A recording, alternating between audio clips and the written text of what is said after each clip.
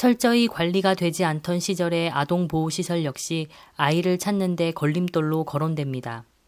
실종아동이 시설에 있다가 해외로 입양된 경우 시설 측에서 가족 간의 만남에 적극적이지 않은 사례도 있기 때문입니다. 이천에서 그런 사건이 있었어요. 갔는데 동생이 메일을 알려달라.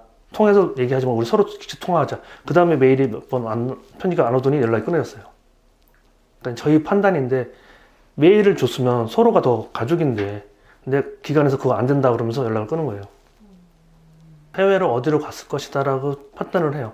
근데 그쪽 기관에서 더 이상 알려줄 수 없다 하면 저희도 어쩔 수는 없어요. 그 당시 80년도 그 당시는 거의 팔았잖아요. 그렇기 때문에 그거를 나중에 얘기가 나오면 문제가 생길 수도 있죠. 한 사건은 도장이 안 찍혔었어요. 부모님 도장이 없는데 입양이 됐어요. 나중에 이제 부모님이 걱정되니까 도장을 찍어준 거죠. 혹시나 그렇게 하면 뭐가 해줄까봐. 그게 부모 심정이죠. 1년에 수색수사를 4번을 해요. 이게 이제 그 경찰에서 그 시설들 점검하는 거예요. 법을 바꿔서 넣었어요. 부모들도 시설에 가면 동행할 수 있다. 그래서 가서 그 입소 파일, 또 안에 지금 현재 계신 분들, 그리고 이제 아동시설은 18살이 되면 퇴소를 해요. 그래서 퇴소 파일을 볼 수 있는 이런 법을 넣었어요. 아예.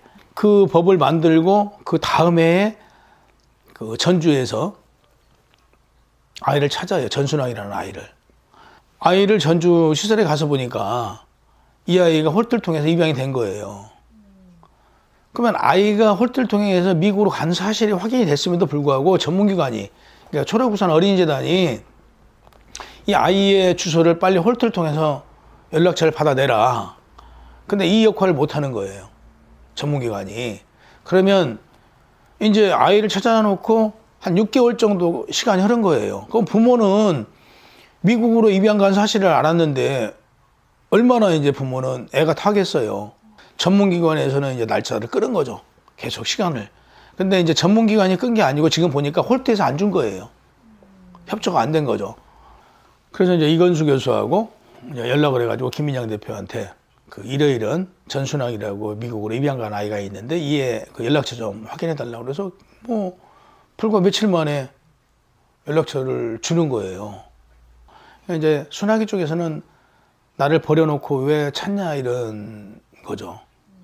근데 사실 버린 게 아니고 이제 전주역 앞에서 실종됐는데 왜 나를 그때 시설에 있을 때 찾지를 않았냐 이런 이제 그 어린아이 때 아기 때가 아니거든요.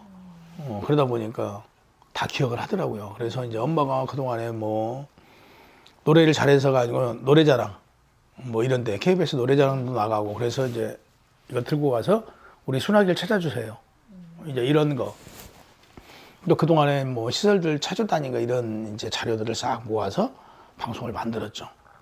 그래서 이제 미국에다 보내고 또 우리 협회에서도 이제 이렇게 같이 엄마가 했다라는 거에 대해서 또 알리고 그러면서 이제 마음에 놓기까지 한 1년 가까이 걸린 것 같아요. 네, KBS 전국노래자랑 지금도 하고 있는데요. 네. 그 방송에 출연해가지고 나가면 프랑카드 걸면 아들 찾는다는 그거를 네. 하기 때문에 거기도 나갔었고 또 지금 현재도 방송되고 있는 가요 무대. 순학 씨 사례는 실종 가족들의 희망입니다. 이에 관련 시설에 대한 전수조사를 요구하고 있지만 예산이 턱없이 부족하다는 게 실종 가족의 주장입니다. 사실 경찰에서는 전수조사가 이미 다 끝났다라고 한데 저희가 현장에 나가서 시설을 통해서 아이들을 발견되고 있잖아요. 이건 그 전수조사가 되지 않았다는 걸로밖에 볼 수가 없잖아요. 전 개인적으로 95% 이상이 시설에 있다라고 보거든요. 전수조사를 제대로 하면 이 아이들은 다 찾는다고 전 확신을 합니다. 꽃동네 가면 사망자 파일만 해도 한 10,000명 정도 돼요. 8,000에서 10,000.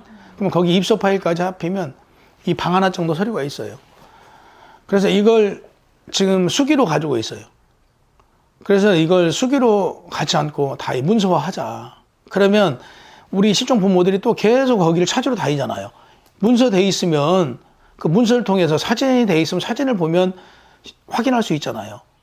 이걸 문서 작업을 해달라고 거의 10년 정도를 지금 국가에다가 예산 신청도 하고 했지만 지금까지도 예산을 안 줘요. 애들이 그때는 애들이지만 지금 성인이잖아요. 시설이 없죠. 그러면 애들은 정신병동에 있어요. 격리병동에 있고 격리병동을 안 보여주잖아요. 격리병동의 명단을 다 확인했느냐? 확인 안 했잖아요. 담당하시는 분 몇 분 만나면 되게 열심히 하세요. 근데 지원이 거의 없어요. 얘기 들으면 예산이 없어서 자기 돈으로 하시는 분도 있고 기름값이나 이런 거 자기가 통장 그분들도 살아야 되는데 아주 작다고 봐야죠. 그 예산 가지고는 솔직히 우리나라 장기실종이 엄청 많잖아요. 그거에 비해서 인원도 없고 장비도 없고 예산도 없고 그리고 몇 년 뒤에 또 돌아간대요. 다른 데로. 그러니까 문제는 이분이 좀 이게 어느 정도 맥이 잡힌다 싶으면 다른 데로 가버리면 또 다시 오는 사람이 와서 그거 인수인지 받아서 그거 분석하고 하다 보면 1년, 2년 가는 거죠. 가족들 역시 실종 아동을 찾기 위해선 현재 운영 중인 전담 수사팀을 대폭 늘려야 한다고 강조합니다. 이제 수사 요구죠. 전담팀 만들어서 우리 아이들을 찾아주라.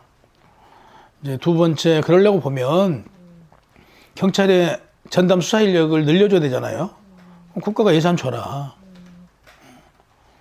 이거죠 뭐. 그래서 우리 아이를 찾도록 만들어주라. 이게 이제 가장 가족들이 바람이고요. 이제 실종 문제가 무거워서 그런지 몰라도 SNS 같은 데서 사실은 크게 호응을 못 받아요.